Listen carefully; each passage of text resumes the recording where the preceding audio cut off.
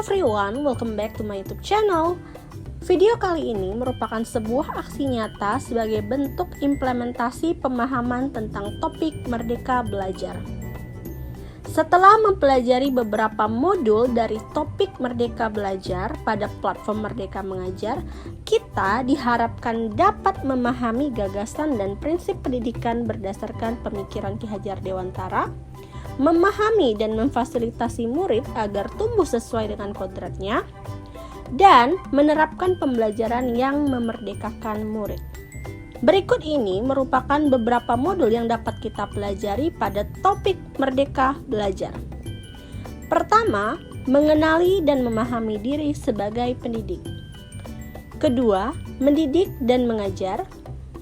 Ketiga, mendampingi murid dengan utuh dan menyeluruh. Keempat, mendidik dan melatih kecerdasan budi pekerti. Dan yang terakhir, pendidikan yang mengantarkan keselamatan dan kebahagiaan. Mari kita mulai pembahasannya dari modul pertama, yaitu mengenal dan memahami diri sebagai pendidik. Seperti judulnya, kita diminta untuk mengingat kembali alasan yang membuat kita ingin menjadi seorang pendidik. Apakah kita mampu mengenali kelemahan dan kekuatan dari diri kita sendiri? Setelah itu, dapatkah kita mengenal karakter dan kebutuhan peserta didik? Serta mampukah kita beradaptasi dan meningkatkan kemampuan diri sesuai dengan kebutuhan belajar peserta didik? Dan yang terakhir, kita diminta untuk dapat menuntun peserta didik tumbuh menjadi manusia merdeka dan mandiri. Menurut teman-teman, apa sih manusia merdeka dan mandiri itu? Berdasarkan penuturan dari Ki Hajar Dewantara, manusia merdeka merupakan manusia yang hidupnya bersandar pada kekuatan sendiri, baik lahir maupun batin, dan tidak bergantung pada orang lain. Maka dari itu, apa yang perlu kita lakukan?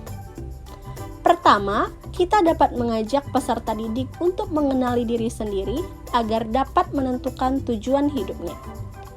Yang kedua, kita juga dapat menuntun peserta didik untuk belajar dengan memanfaatkan fasilitas di zaman serba digital saat ini. Selanjutnya, kita masuk ke modul 2, mendidik dan mengajar. Berdasarkan pengertiannya, mendidik merupakan kegiatan menuntun peserta didik agar dapat mencapai keselamatan dan kebahagiaan yang setinggi-tingginya, baik sebagai manusia ataupun anggota masyarakat.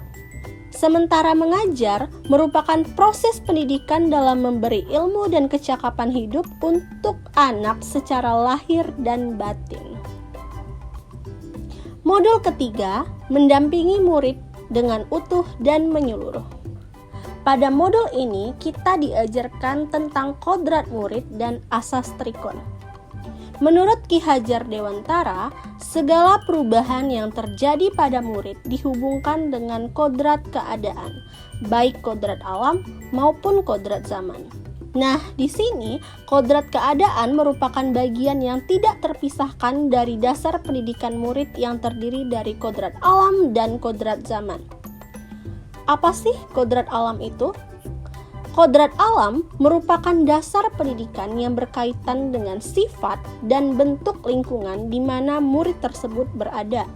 Sementara kodrat zaman merupakan bagian dari dasar pendidikan murid yang berkaitan dengan isi dan irama serta penyesuaian terhadap perubahan zaman. Selanjutnya, asas trikon. Dengan asas trikon, guru dapat merancang pembelajaran yang berkelanjutan, terbuka, dan berdasarkan kebudayaan bangsa. Berikut terdapat 3 asas trikon. Yang pertama, continue. Artinya, pendidik menuntun murid dengan perencanaan dan pengembangan secara berkesinambungan, menyatu dengan alam dan masyarakat untuk mewariskan peradaban. Kedua, convergent.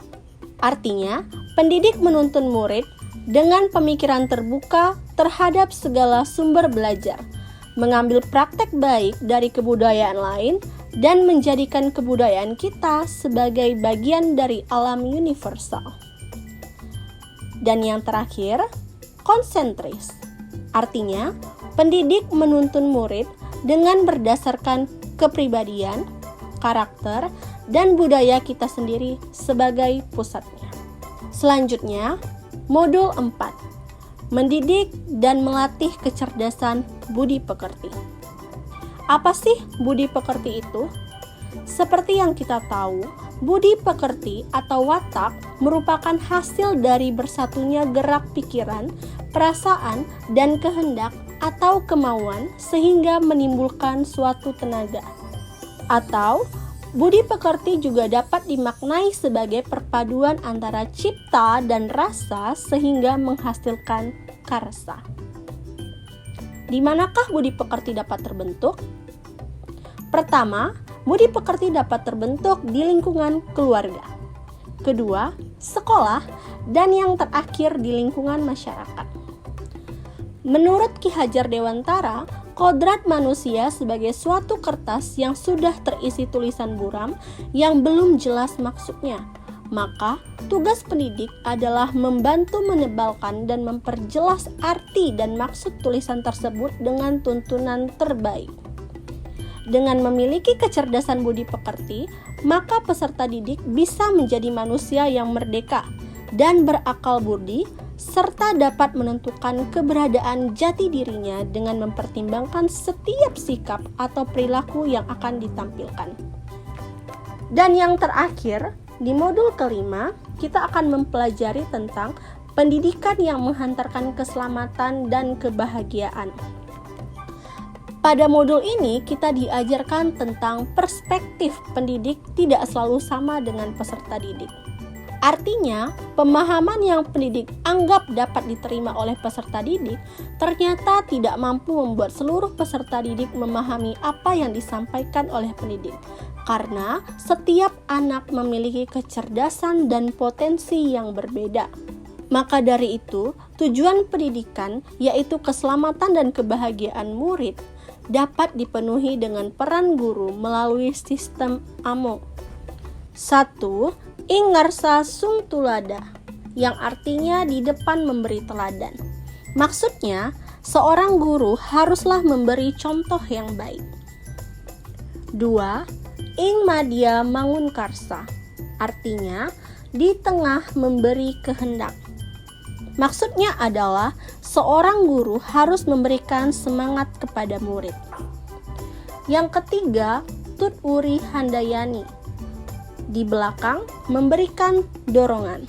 Yang artinya adalah seorang guru harus memberikan dorongan atau menjadikan murid mandiri. Demikianlah bentuk implementasi terkait pemahaman tentang topik Merdeka Belajar. Semoga video ini dapat bermanfaat bagi Bapak Ibu guru hebat sekalian. Mohon bantuannya untuk mengisi form umpan balik yang terdapat pada kolom deskripsi ya. Jangan lupa tinggalkan kritik dan saran di kolom komentar. Terima kasih.